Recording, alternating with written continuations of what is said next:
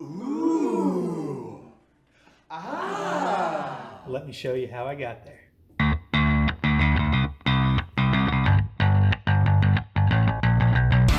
Hey guys, Aaron Stauffer, Man Meat Barbecue. Today, we are playing with ribs. We're gonna go through some meat selection, what we look for in a good rib for competition barbecue, and then we're gonna trim up some ribs.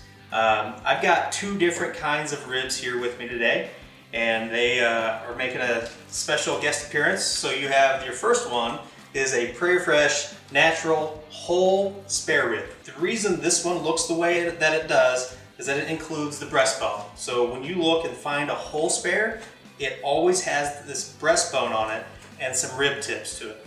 The other guest we have is the St. Louis spare. This guy is missing that breastbone, and so he's gonna be a little bit smaller. We're looking for the heaviest ribs that we can find, and in that whole spare, we want around that 5.5, 5.25 and up probably in weight, total weight. Sometimes you can find them at 6 pounds, which those are some pretty big pigs. And on the St. Louis spare, because they're already smaller, as you can see here, they are missing that breastbone. We're looking for around a 3.5 pound St. Louis style rib. Once we find the right weight, the second thing we want to look for fat. Fat is flavor, and we need a lot of fat for these ribs for a couple reasons. One, we're looking for Prairie Fresh natural ribs, and the reason we want the natural ribs, it doesn't include any brine solution. There's nothing already in these ribs. These are as fresh can be. These ribs actually helped us become the 4th ranked team in the world in 2019 in the KCBS Team of the Year chase. And so we're sticking with them. They're a great product. They've got good fat content. And as you can see here, there's a lot of intermuscular fat, and it's kind of a spider web type of fat that's just kind of evenly mixed throughout that. As you can see, as you go down through this slab, there's fat all the way to the end. We do have some surface fat here, but that's okay because we're going to clean that up when we trim them up. When we look at the whole spare, we see that same intermuscular fat and the fat all the way through. This is actually a very nice slab of ribs. If I wasn't already just buying the St. Louis style, this slab would be one that I would most likely cook up in competition, and that's before I even open it up out of this cryo bag. With the weight, I want good thickness all the way through here, and I can feel how thick these are just by feeling them from side to side. Sometimes they'll get tapered down from this side. This side's usually always the fat side, and this is where your breastbone came from. As it gets toward the end of that rib, sometimes they'll taper down, and we want to try to avoid that taper as much as we can, just so we can have that even fat all the way through, and so that they'll cook evenly. The tenderness will be consistent from side to side on that. The other thing that we look for are straight bones. So when you think about a rib, you think about your own ribs, right? Some of us, like me, are a little bit more barrel chested, so I would imagine my ribs are probably a little bit more curved than somebody who's not as barrel chested. But you think about that from pigs, right? Pigs have that same rounded barrel shape, and so it's very difficult to get a straight bone out of a round object. As those bones continue to work down, they will get more curved. If we think about that, this is toward the front of the pig, and then as we go down, these bones get smaller, and they also start to curve a little bit more. So we really want to try to find through here some of the straightest bones. So these are pretty straight, those are pretty straight, those are starting to turn. And that's okay, because when we start cleaning these up and when we cut them to put them in the box, we're going to manipulate that cut, but we want the cuts to be as straight and those bones to be as even as we can for presentation to those judges. All right, so now that we know what we're looking for, let's go ahead and get these trimmed up, and let's get this whole slab to look a lot like the St. Louis. All right guys, now it's time to get these cut open and let's start trimming up these ribs. First things first, you always want to use a very sharp knife. It doesn't matter if you're trimming ribs or any other meat, always using a sharp knife makes things a lot easier. You don't want to just go digging into this to cut this open. You want to be careful. The way I normally do it, I'm going to come off here, off the slab of ribs, just to get some air in this pack, so that way I can get it up off the meat. And then I'm just going to come in and just slide my knife through here. Again, very careful not to get down on that side of the meat. Now, since these were previously frozen, these are going to have, there's going to be a lot of juice in this pack, so you want to be very careful. Doing this in your own kitchen or near someplace where you can get rid of that will be helpful. First thing we want to do with this whole slab, you'll notice as we have it out of here, we've got this beautiful piece of meat, and there's a big hump here. You can see that breastbone. That breastbone is right here. And so we're gonna take that out, but that bone comes down through here, and we're gonna just straighten this up. You'll also see this little skirt of meat on the ribs. We're gonna trim that out.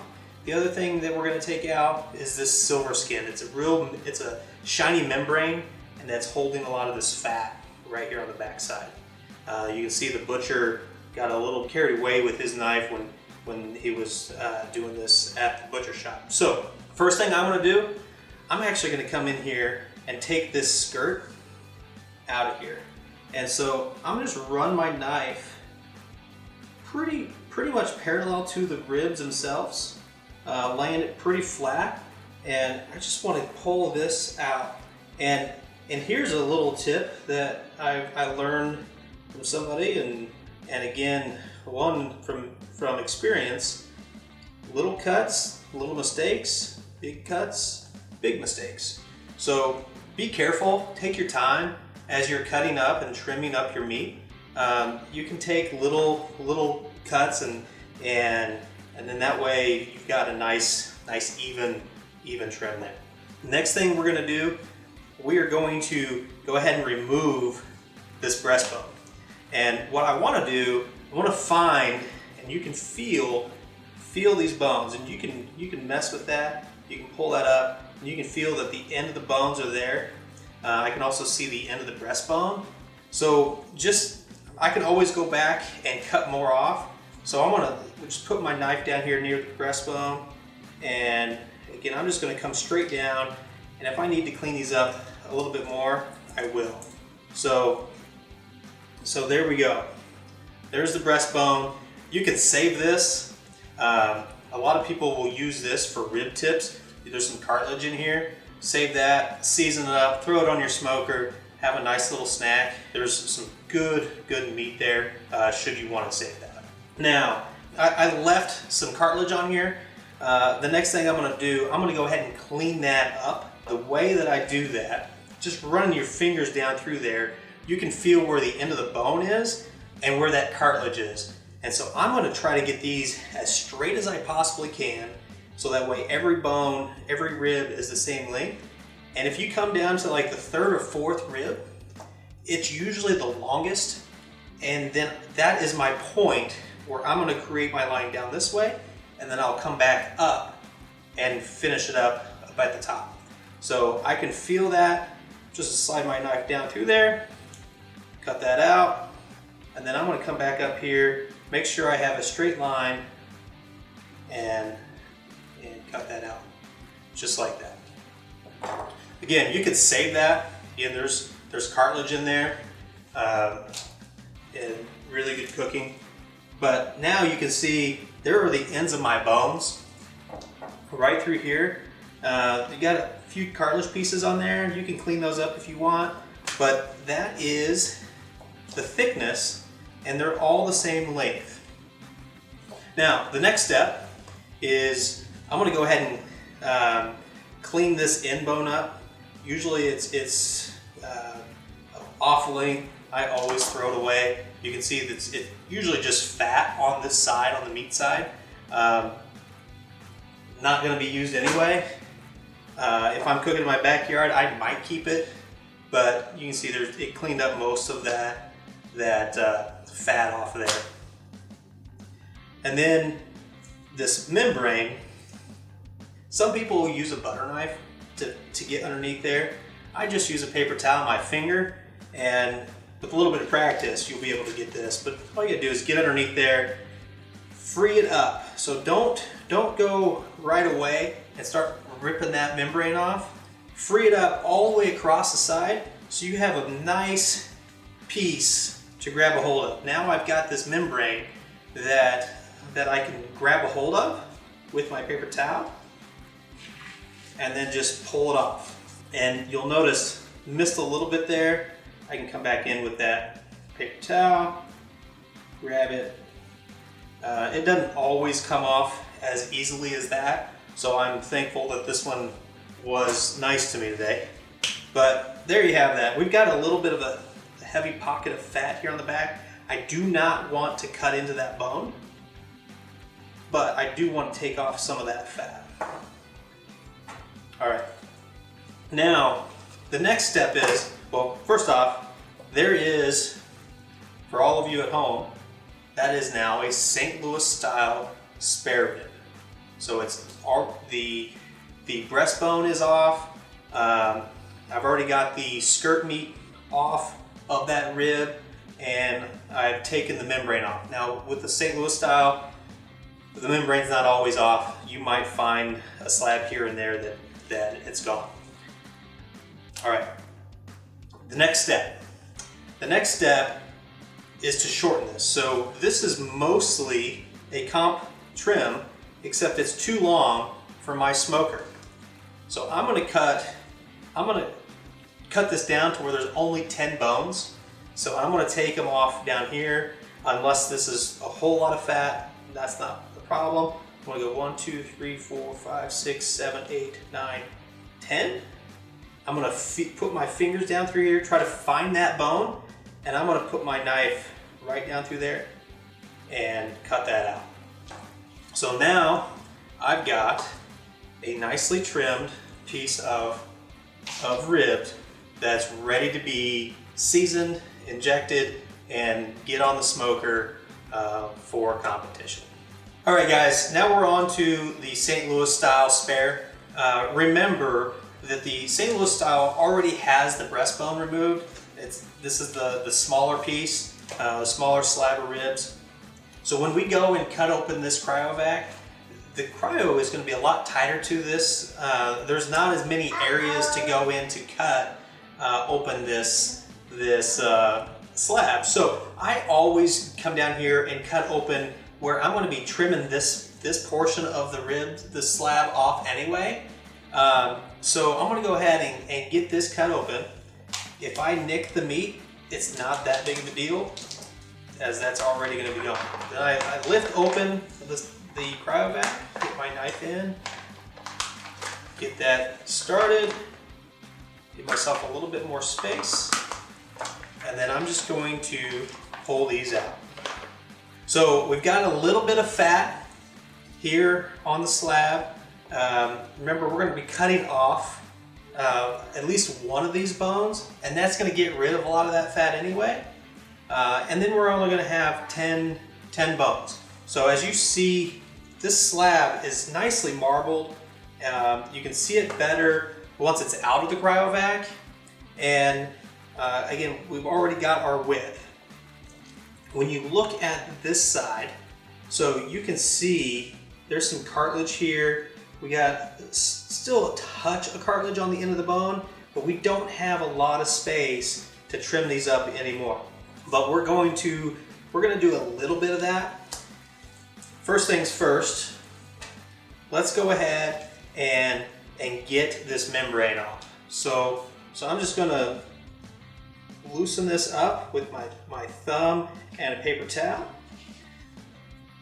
Remember, we want to go ahead and loosen it up all the way across the slab, so that way we have a nice tab, if you will, to grab a hold of and pull. So we got that all the way across.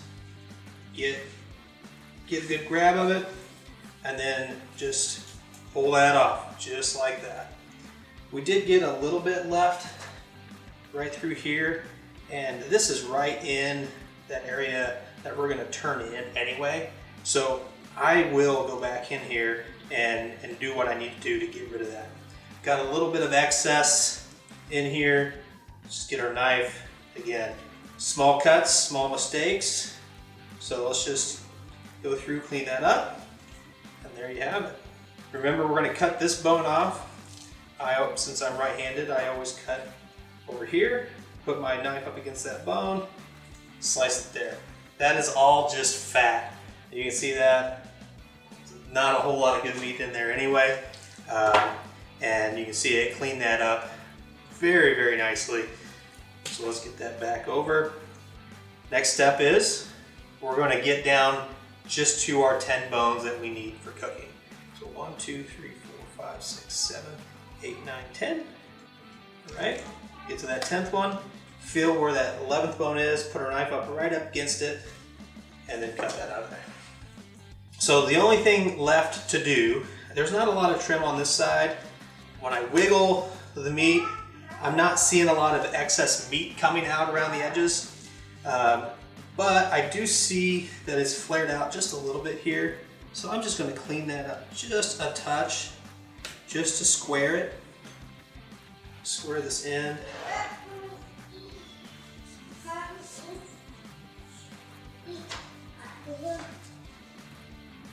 Right, and there's a little bit of fat here. Let's clean that out there. I don't want to clean up too much. Again, most of that fat's going to melt off of there, so not too concerned with that. All right, that looks pretty good. I might clean that out of there. All right, there you have it. That is a nicely trimmed piece, a slab of ribs. All right, guys, here we have 2 slabs of ribs, perfectly trimmed.